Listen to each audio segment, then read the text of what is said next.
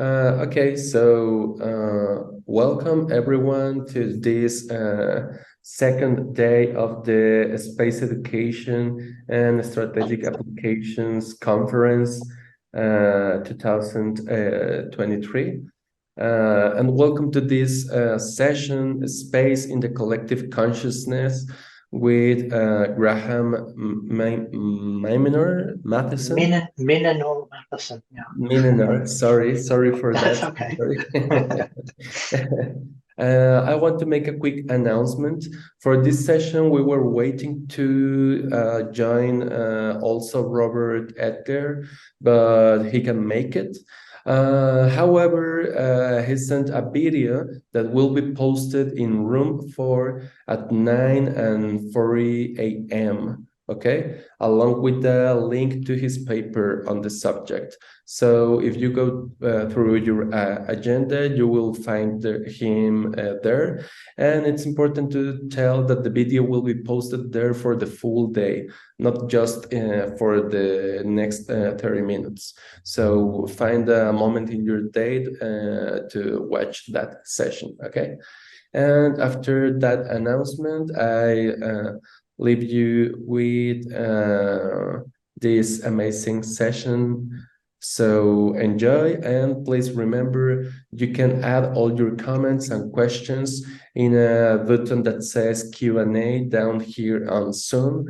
So that way our speaker Graham can answer that by the end of the presentation.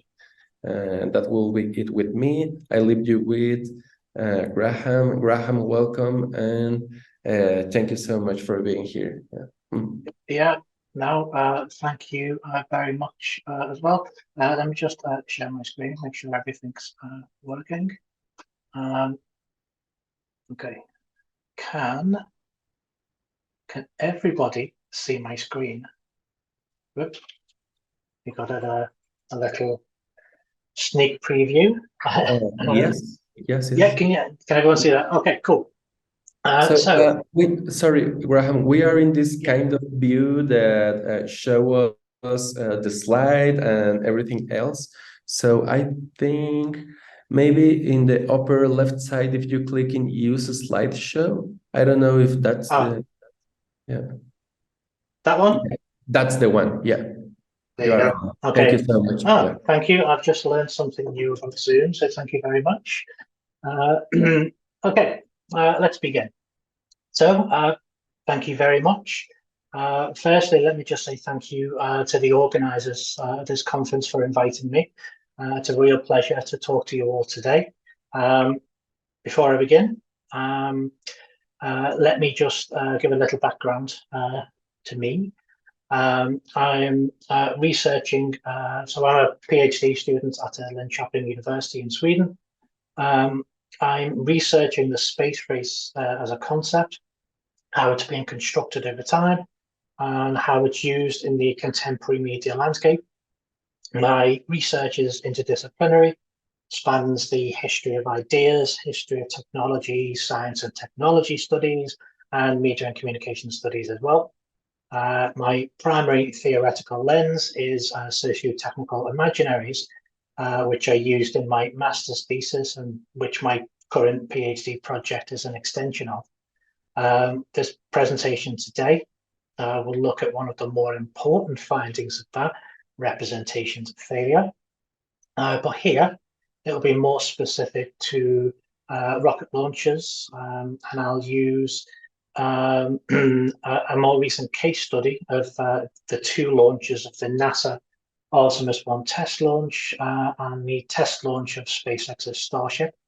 So to do this, I'm going to draw on a few theories, theatre of failure, media events theory, and normal accident theory. But my focus will be on the role of media rather than critiques or evaluations of space technologies per se. Okay, so to get there, I need to give a little bit of a background regarding media events and neoliberal imaginaries, which are important in understanding how demonstrations of space technology have changed in importance. The theory of media events is crucial in understanding how rocket launches are reported on. Media events theory was developed by Dayan and Katz in 1995 to show how important the medium of television was in galvanizing and forming the nation through public displays like coronations and sporting events. It's more recently been extended to show how print media treat ceremonial events with reverence also. Importantly, they were scheduled events that were reported on live and are reported on live and were seen as disruptive events to people's daily lives. So media events are meaningful, and this meaning is shared by both the organizer and broadcaster. They're symbolic acts that have relevance for society's core values, and the cooperation between event organizer and broadcaster imbues the events with ceremonial reverence. The messaging of such events are also conciliatory, as audiences are invited to kind of overcome conflict and share in this vision. And the events is supposed to kind of enthrall and inspire. In terms of events demonstrating exploration to outer space, the moon landing was one such collective event shared by the nation that was designed initially to display the technological prowess of America, but became a global shared event. It's also said to have spawned the environmental movement, such was the power of it, the images sent back by astronauts in 1969. Today, the ubiquity of rocket launches means that they're no longer considered a media event, but rather what I call a mundane schedule of space capitalism. Now, what do I mean by that?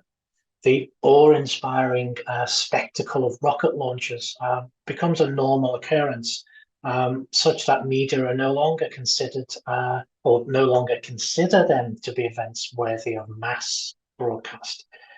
Their growing ubiquity in the current era serves more mundane uses, not tied to narratives of conquering the frontier. Instead, being more limited to mostly satellite launches and things like that. Rocketry becomes almost a delivery service rather than the collective event of national meaning making that it was in the 60s and 70s. A fragmented media landscape has aided in this transformation of a once sacred collective event shared by all into one sort by primarily by enthusiasts like ourselves. What we have instead now are events that are transmitted through this fragmented media landscape, which changes the nature of the event from a collective forming experience to one that is more kind of akin to a spectacle of technological performance. A neoliberal imaginary. Now, language is really important. The words chosen to describe the public and the private sector shape public views of the legitimacy of these actors.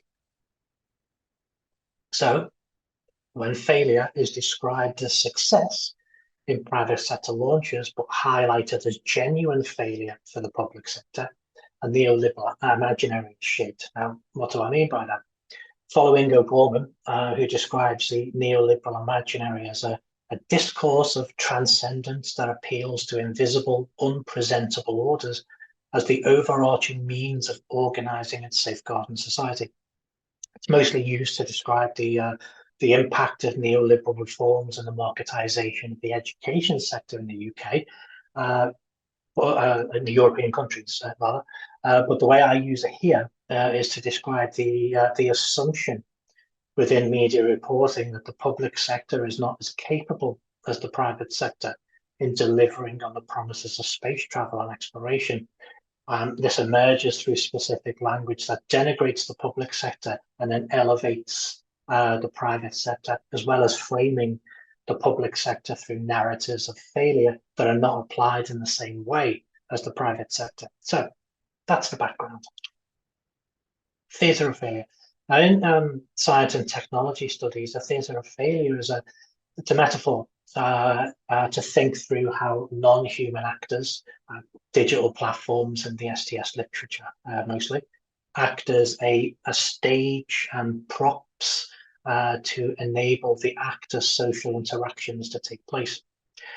Emerging from STS concepts, Science and Technology Studies as STS, describing demonstrations such as the theatre of proof, which describes Enlightenment era of demonstrations of science and technology, which were designed to persuade through entertainment and educational demonstrations the validity or veracity of a scientific discovery. And the theatre of use, which is used more in the IT sector, to demonstrate the practical applications of a technology rather than outright persuasion. The concept of the theatre of failure demonstrates how performing failure, the example of Transport for London in the UK is given, where they issue live updates of route disruptions through social media, can be turned into a success through making themselves accountable to failure. This is one of the great successes of the strengths of the private sector. Now, media generally follow elite-driven or constructed narratives of success through failure without granting the same to the public sector. What Perriam argues as the authority and trust of an organization is it's reinforced by demonstrating the failure for which they're responsible. So failure is normalized as being mundane through the support of a failure script that is recognizable and acceptable to the audience. And social media has been used in scholarship as a setting for the theatre of failure, but I argue here that news can also be seen as a setting for the theatre of failure, whereby the spectacle of highly visible rocket launches, when they fail, actually reveals previously invisible infrastructures like fuel tanks and other technological parts whose technological fragility requires repair and maintenance. But in revealing the previously hidden and most fundamental aspects of technological design, what is also revealed are the all too human reactions to the unexpected and media reaction to shock. As Perriam argues, the theatre of failure can help us to see how accountability and responsibility are enacted in response to mundane failures. And this looks differently depending on who was demonstrating that failure. So accountability in social media takes on a qualitative rather than a quantitative form, where information is either given or demanded in like a textual or visual form. A broadly similar process is going on in media with regards to rocket launches. But also, media performativity and the signalling of authority and expertise can also be important in demonstrating accountability.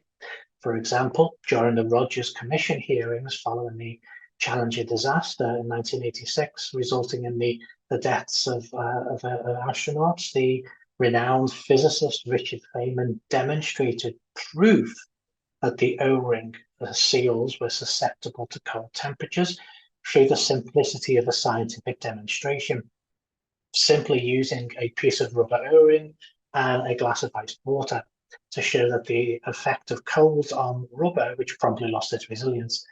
So what we have then is a public display of technological failure, ably demonstrated by a talented scientist and experienced media former that played a crucial role in determining blame for the failure. So, on rare occasions, such highly mediatized, spectacular demonstrations like rocket launches don't perform to expectation. Yeah, indeed, such highly visible failure can be quickly transformed from a demonstration of technological prowess to a scandal demanding accountability and responsibility. And instead of seeing failures of large technical systems like rockets and space launches as being the product of just operator error, Charles Perrow's book, Normal Accident Theory, of Normal Accidents, and the theory, which urges us instead to look at the myriad ways in which system architecture or organizational structures can contribute to large-scale technological failures. But why are they normal accidents? Well, they're not normal because they happen regularly and have gone through a process of acceptance and expectation, but because the roots of technological failure are a result of the structure of the system itself.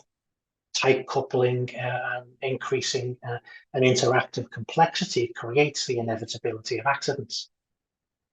So Perrow discusses two forms of complexity: linear systems, just systems that fail in unpredictable and unsurprising ways, meaning they can be fixed more easily. More complex systems, however, are characterized by multiple and unexpected interactions that are difficult to predict, have far-reaching consequences, and are thus difficult to fix. A famous example of the explosion on Apollo 13 is a perfect example where a tightly coupled and highly complex system that could not be fixed easily. The astronauts were effectively saved by reducing both complexity and coupling in utilizing the lander module to effectively bypass the failure and return home safely. Coupling refers to how much kind of slack there is in a system. In a nice loosely coupled system, failures can be contained without destabilizing the larger whole. But in a tightly coupled system, processes happen very fast, they can't be turned off, and failed parts can't be isolated from others because they're both connected and kind of interdependent on each other. Also, all redundancies are required to be thought of in advance and built in. So let's look at a few examples, shall we? The first two we're going to look at are from the recent launches of NASA's Artemis 1 and SpaceX's Starship. Let me just move this down so you can possibly see it better. And both articles are from the same news outlet, NPR in the US, and are good examples of how media shapes public opinion. So in this first slide, NASA's Artemis 1 is described in the headline as having 2 failed attempts to launch. And the subheading further highlights NASA's failure for a second time. NASA has scrubbed the launch of its new moon rocket. Problems with fuel leaks and faulty sensors lead to the delays for Artemis 1 test mission, with more possible delays to come. Failed attempts, faulty sensors, fuel leaks, delays, the scrubbing of the launch. Even the body of the article text further highlights failure, as NASA is once again counting down to the first flight test and struggling to get its multi-billion-dollar rocket off the ground. So, success. So in this slide, we see the more recent test flight of Elon Musk's SpaceX rocket, Behemoth, Starship, being described. After exploding soon after lifting off from the ground, this demonstration of private sector space technology is described in glowing terms as staff cheered when the Starship rocket exploded. What a strange reaction. Cheering as hundreds of millions of dollars explodes. The article reveals, though, that their unalloyed joy is actually a symbol of success rather than failure. I quote, with a test like this, success comes from what we earn, and today's test will help us improve Starship reliability. An employee is quoted as saying, before another expert endorses this perspective, saying that this encapsulates the company's philosophy of designing based on failure. Whilst another expert is quoted as saying, well, this test is consistent with the planned test program. It's always great in a test if everything works flawlessly. That's an unrealistic expectation with a vehicle this complex. So on the one hand, we have the public sector described solely in terms of failure. And on the other hand, an exploding rocket is a sign not of failure, but of success, because it's a learning curve. A failure should actually be expected because of the complexity of the technology. This is fine, and is what I think should be highlighted in reporting of technological demonstrations. That complexity could lead to failure, and if that happens, failure should not be considered as scandalous or catastrophic, but as a potential for learning. So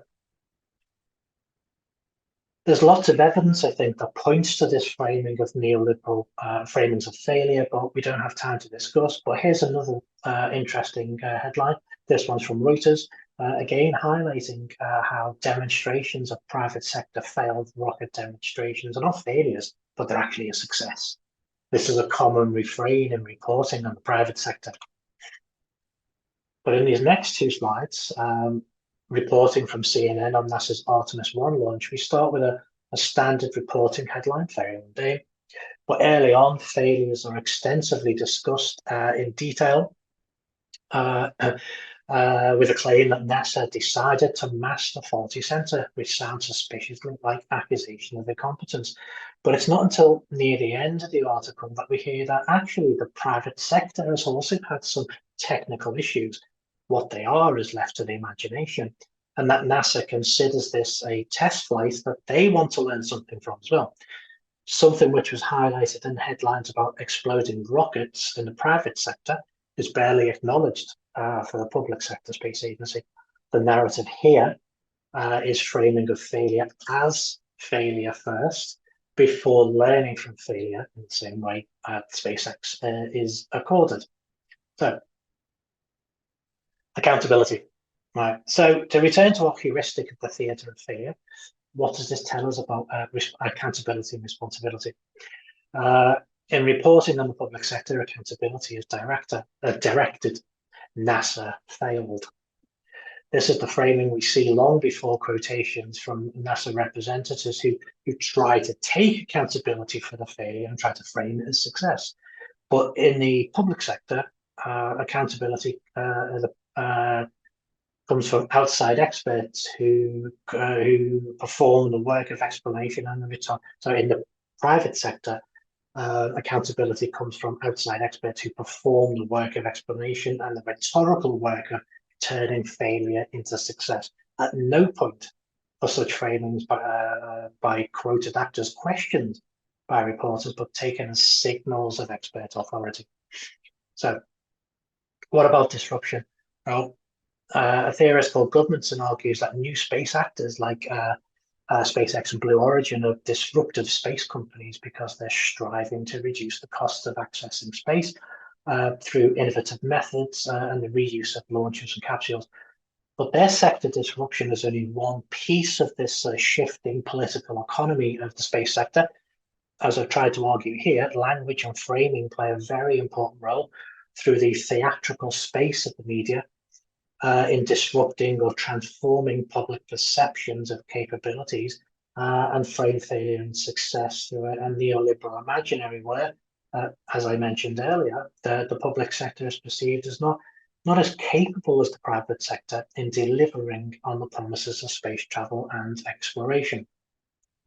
So, I think what needs to be said here is that whether it be private or public sector, the technologies being displayed or demonstrated are extremely complex, advanced technologies, or what James Scott in the book Seeing Like a State calls high modernity. The technology is characterized by strong, this high modernity is characterized by strong confidence in the scientific and technological expertise, progress relying on the expertise of scientists, engineers, bureaucrats, and other intellectuals.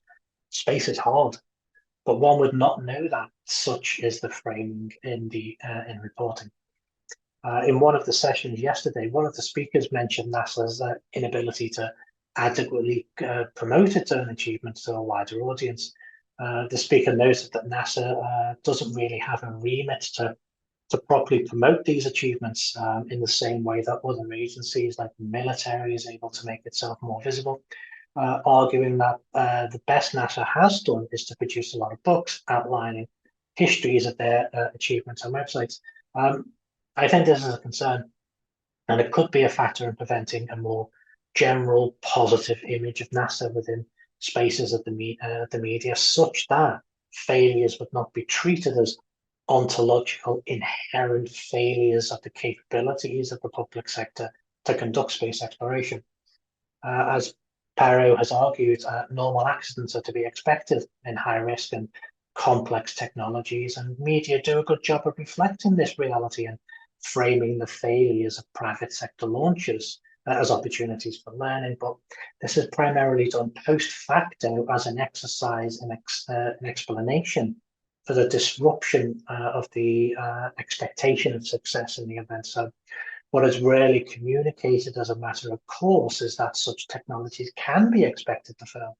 Instead, you have this technological sublime of awe connected to imaginaries of future mobility and possibility, which replaces the process of meaning making. Indeed, a new process of meaning making, lauding the private sector, or more specifically, these highly visible billionaires and their own visions, which are temporarily disrupted by this failed event. Authority is granted to the private sector to be the primary definers of the framing in a way that NASA is not accorded. So what does thinking with the theatre of failure achieve here? I think it's a useful tool to understand the role media has in shaping public belief. It seems to me that this lens of failure highlights how media as a theatre frames stories of failure in the public and the private sector. As Perro's argued, the purpose is not just to provide information and acknowledgement of failure and disruption, but also to reinforce the trust and authority of an organization. And we can see that at work in media reporting in the private sector. There's lessons here for public sector space agencies, I think. Space exploration is a step into the unknown, both in terms of outer space as a geographic space, but also technology. New technologies, new rockets are being built, and with that comes new frontiers of the unknown and hopefully new knowledge. Encouraging media to communicate that failure can also be a road to success for the public sector, and that should be a key concern for NASA and other public sector agencies like the European Space Agency. So that's my talk. Thank you very much for listening. Any questions, please fire away. There's my contact details if anyone wants to follow me on the social media. But yeah. Yes, thank you, Graham, for your presentation. I post some questions. I think four questions coming from our WOBA platform. So if you want to acknowledge those, in the meanwhile, the rest of the assistants wants to ask or comment something. Yeah. Okay. I can't see it. Yeah, you will able to find those on the menu of the Zoom, probably in the lower part. It says Q&A or answers and questions. Yeah, it's done a weird thing. There you go. Right, there we go. Awesome. Okay. Oh, okay. Mr. William Stewart has. I think that's a pretty good question there. Sorry, I'm looking at two screens here. Okay. In what ways do you think failure might be framed as necessary to success? I'm thinking of how orbital maneuvering was figured out by first failing to dock and orbit. Yeah. It is. I mean, and it's something that that in reporting on SpaceX and the failures of SpaceX, that they've a lot of reporting has mentioned that, well, you know, it doesn't just happen overnight, and you have to fail to succeed. And I think Dr. Zubrin mentioned something along the same lines in his talk yesterday, that, you know, Musk is all about, you know, failing first and then learning from failure, and then, you know, this kind of gradual, you know, this gradual kind of ladder to ultimate success. But yeah, I think it should be framed as kind of necessary to success in my view. It seems like certainly in a lot of the discussions and a lot of the literature on kind of like science and technology studies, etc., that, you know, you talk about failure as being, and engineers talk about, oh, we failed, but, you know, we've learned all of this wonderful thing, so we can implement that, and hopefully we'll succeed. So yeah, I do think it's crucial And I think, as I hope I've outlined in this talk, that I think a better understanding that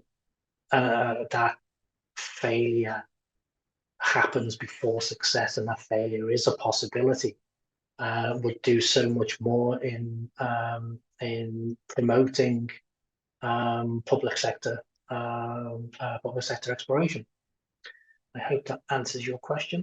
Do we have time for another one? Do you think? Oh, he said thanks. Okay, you're welcome. Do we have time for another one, or am I okay, Mauricio? Yes, yeah, you can take a couple of more questions, yeah. Okay, oh God, okay. Right, how does the collective consciousness shape our understanding of space exploration and the potential for exploration? Oh, wow. So, yeah, what I think what's important is the shaping of our consciousness is the kind of is I think the ultimate is the end point, right? There's a lot of steps that go into that, and how it's done so as well. So, if you think about how what people think about, or most people think about with regards to extraterrestrial intelligence, about where that comes from. So the shaping of that comes from a mixture of the type of media, fiction, that people consume in their private lives. But there's already a quite huge embedded social imaginary over the course of hundreds of years, and thinking about about the moon in particular. People have been thinking that there were little green men on the moon for hundreds of years. You go back to Cyrano de Bergerac, who and some other kind of early writers in the 15th, 16th centuries, who imagined that there were little green men on the moon. In many ways, the moon landing actually punctured that social imaginary, that became something a little bit disappointing in some ways, because firstly, the moon wasn't made of tubes, which was something that some people kind of grew up thinking as well, and that there weren't little green men on the moon, or that there weren't mysterious objects waiting to be discovered. It was just a barren, lifeless rock waiting for science to reveal its secrets, kind of thing. So, yeah, I think there's already a huge kind of trove, if you like, that's kind of embedded in our social consciousness, if you like, or social imaginary already. And science has, whilst it's kind of punctured that, it hasn't done it's opened up new imaginaries, right? It's opened up new possibilities. But I think one really good way of increasing the collective consciousness and with regards to scientific discovery is having figures, good media performers to kind of spread that message. So people like Carl Sagan, Richard Feynman, people like that, who are good at communicating why science is good. So I hope that answers your question, anonymous attendee. Yeah, okay. Another one, or a lot of collective consciousness questions. Oh, okay. I'll take this one. So, in what ways, Mauricio Petron Rivera, I hope I pronounced that right, asks, in what ways does the collective consciousness influence our attitudes towards space exploration and the allocation of resources for space programs? Oof, that's a big one. So I, as you guys probably know, during the 1960s, NASA's budget was significantly larger than it is now. It's only around 0.5% of the federal budget, so it's pretty small. And yeah, a lot of in the 1960s there was some pushback. There was a lot of pushback from conservatives and minority movements in the 1960s, pushing back against the budget, saying that it was too expensive and it should be reduced and used for more urgent programs closer to home, like poverty, etc. Interestingly, when NASA announced, and there was a lot of media reporting about NASA's return to the moon, some of these arguments were kind of dug up again and have been reused, saying that NASA's a waste of money and things like that. I think it's with regard to our collective consciousness and how that can affect allocation of resources. I don't think. I think what needs to happen is we have a different context to the 1960s, right? So we don't have a significant threat. There isn't an actual Cold War going on, even though some people are trying to create one with China. So that the level of fear, which kind of necessitates political will, is not there. So new narratives connected to that that politicians can utilize for their own ends needs to be created in order to kind of energize that collective consciousness in order to increase the space budget. Another way of doing that is to encourage within media. So media people, experts within media promoting or creating an imaginary within kind of media and promoting space. So Neil deGrasse Tyson did a pretty good job of doing that, but there needs to be more people doing that, public intellectuals promoting science and space and creating that that collective conscious, because it's kind of already there anyway. There's a lot of broad support for space exploration, broad support for NASA and other space agencies. So yeah, I hope that answers your question. Should I answer another one, or maybe? Okay. This is a big one. This is more of a philosophy question, I suppose.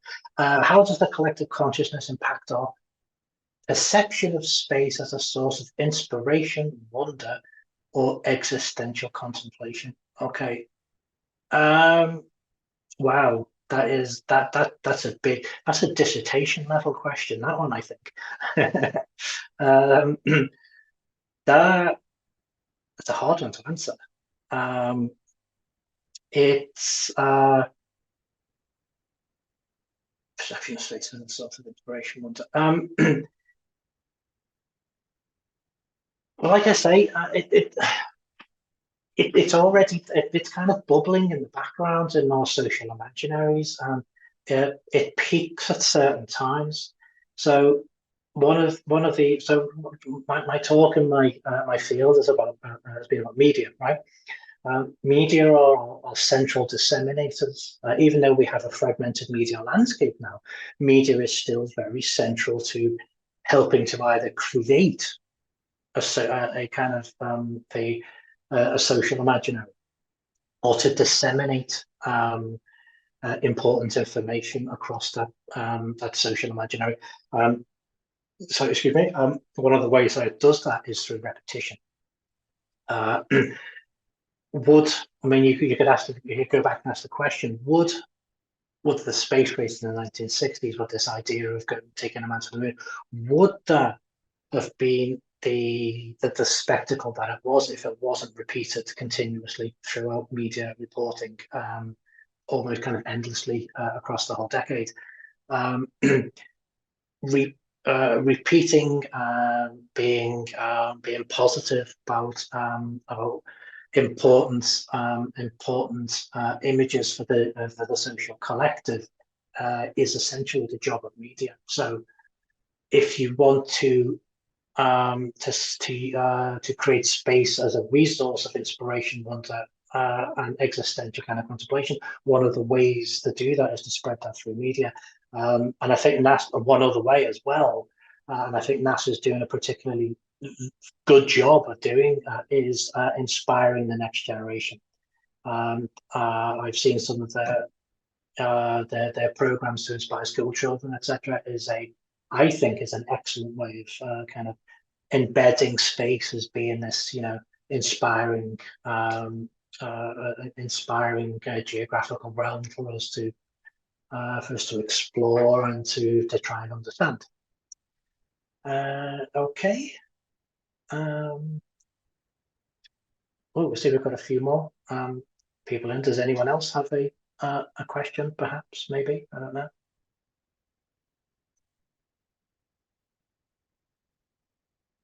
Nope. Okay.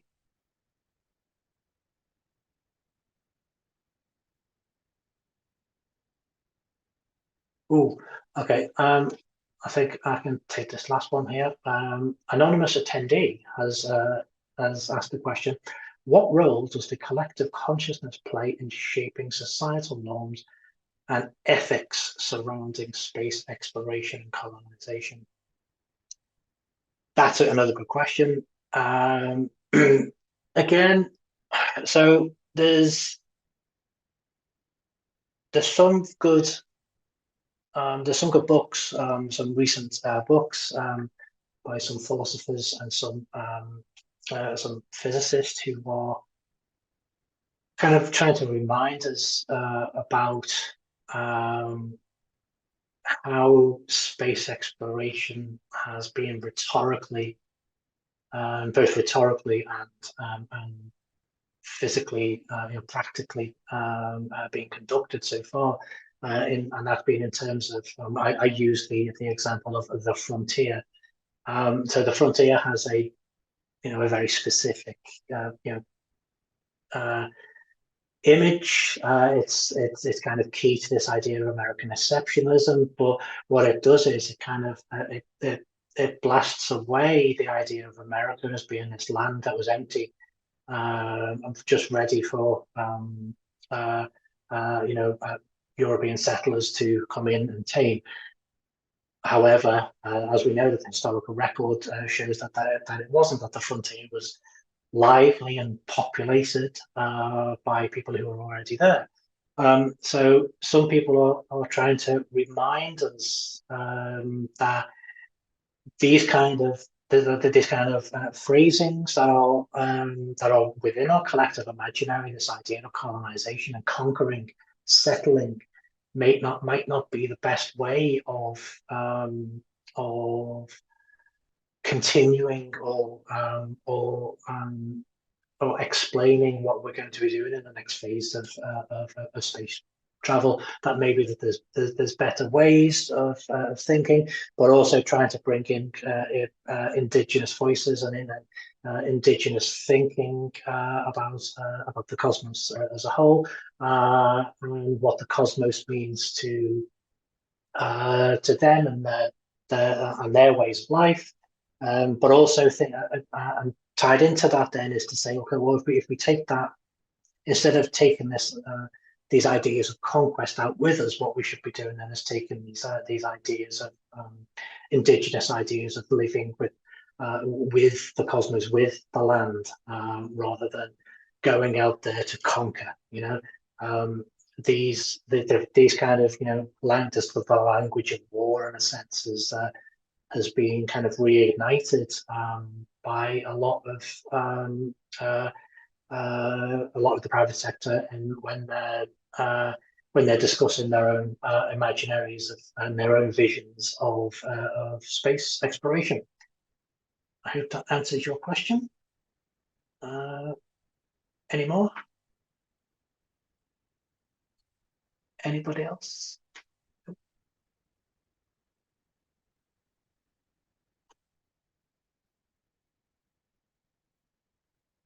Okay, I think that's it. Mauricio? Yes. Thank you, Graham. Thank you so much for acknowledging all the questions, opening the conversation. So yeah, thank you so much for being here. For you and the rest of the audience, please join the rest of the panels. We have a really thrilling day coming up in this Space Education and Strategic Applications Conference. So yeah, thank you, and see you around in the other panels. Okay. Yeah. If anybody has any other questions that they think of, just put it in the app, and I'll get around to answering gladly. Okay. Awesome. Thank you so much. Yeah. Perfect. Thank you very much. Bye, guys.